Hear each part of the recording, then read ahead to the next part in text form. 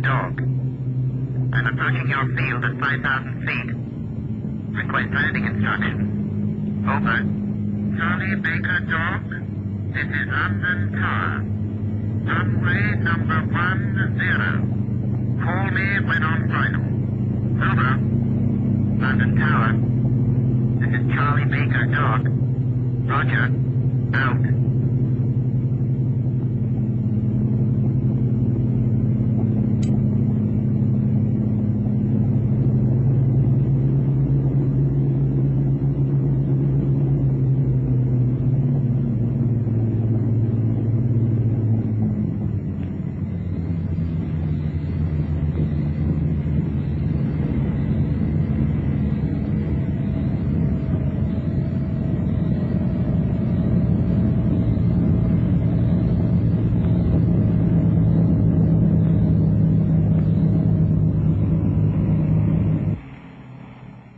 Aircraft coming in from all quarters of the sky, sometimes one every 2 minutes, laden with men and cargoes of all nations, make this new port of London one of the junctions of the world.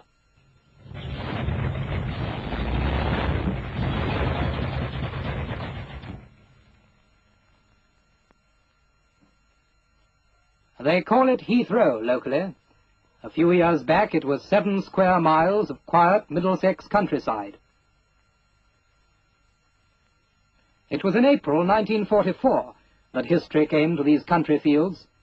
An airport was required to finish off the Japanese, an airport for heavy, far-flying aircraft. An immediate need with an eye to the peaceful future. That was the beginning.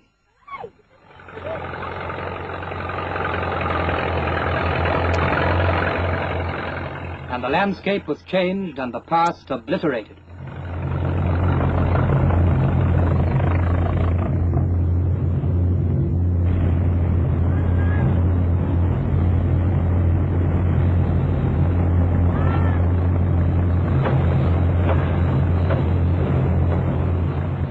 Then from the huge cement mills, oceans of concrete like heavy lava poured forth to form the solid runways.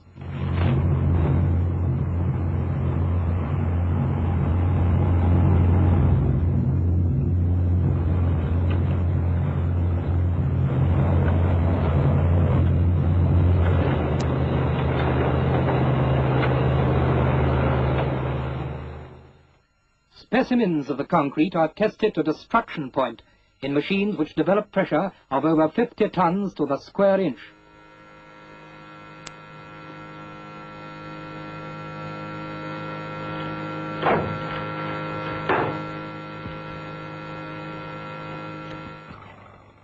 Now, as the runways stretch forth under the hands of the concreting gangs, the bulldozers, scrapers and grabs run out before them, preparing more ground and digging trenches for the complicated system of drains and cables that lie below the concrete.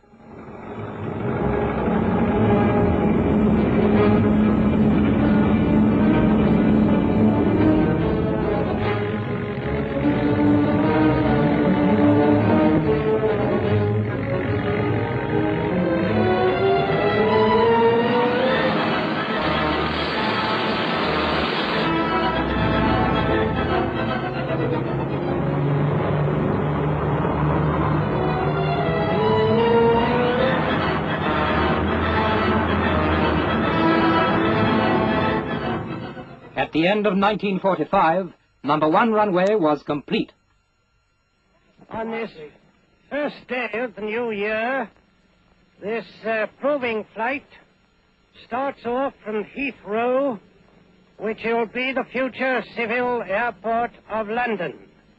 And it takes off from the finest runway in the world.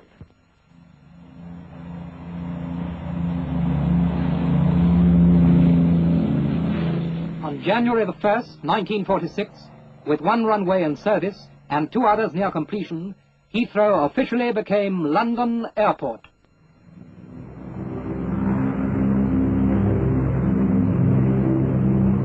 Thus, in under 2 years, British engineers had built and were operating one of the largest civil aerodromes in the world. But those were still pioneer days, and it was a time of flux and improvisation.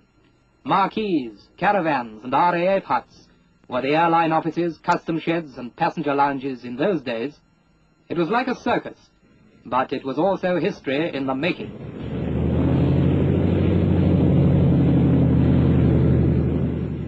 The local inhabitants, however, see things from a different angle. To the older ones, it must have seemed strange indeed to see giant aircraft roaring down paths that once they knew as pleasant loitering lanes. Stranger still to see the streams that they had known since childhood turned aside from their old winding courses to new straight concrete beds, and strange to see the familiar farms swept from the earth as though by a whirlwind. And surely the unkindest cut of all, a few of their pubs may have to go. But for many, it has meant changes of a different kind, and a lot have found work on the site, for the port is still building.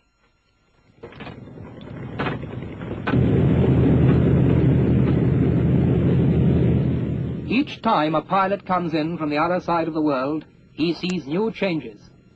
From this busy frontage of control towers, offices and hangars are drawn all the skeins of the web of the world's airways. This port has been founded. It has come to stay. Already it provides every scientific facility and every type of information necessary for the safe navigation of the air.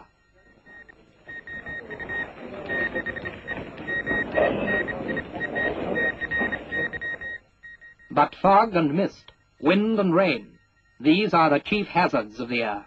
The Met Office is in touch with weather stations all over the world. But no matter how evil the weather, how thick the sky with fog or cloud or rain, there is still the airport's magic eye, which sees the pilot safely to land.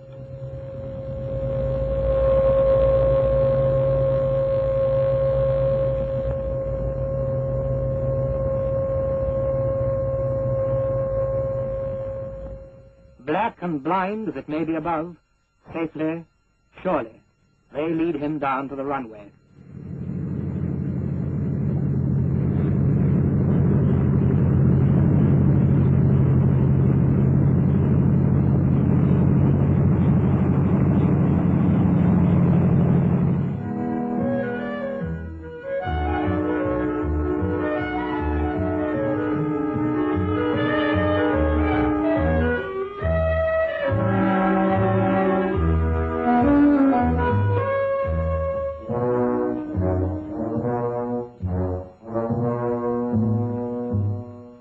This now is London's airport. Out of the sky and into the sky, day and night the travellers come and go. Last year it was 400,000. Next year it will be many more.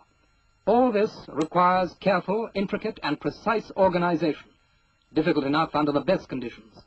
Yet here a major air junction is being operated, while the buildings and runways are still growing up around it. This building will continue for perhaps 6 years yet, for its plans are vast. But in the end, no matter what the future of aircraft may be, Stratocruiser, Brabazon or Flying Wing, here will be an airfield second to none, for London Airport is on the map.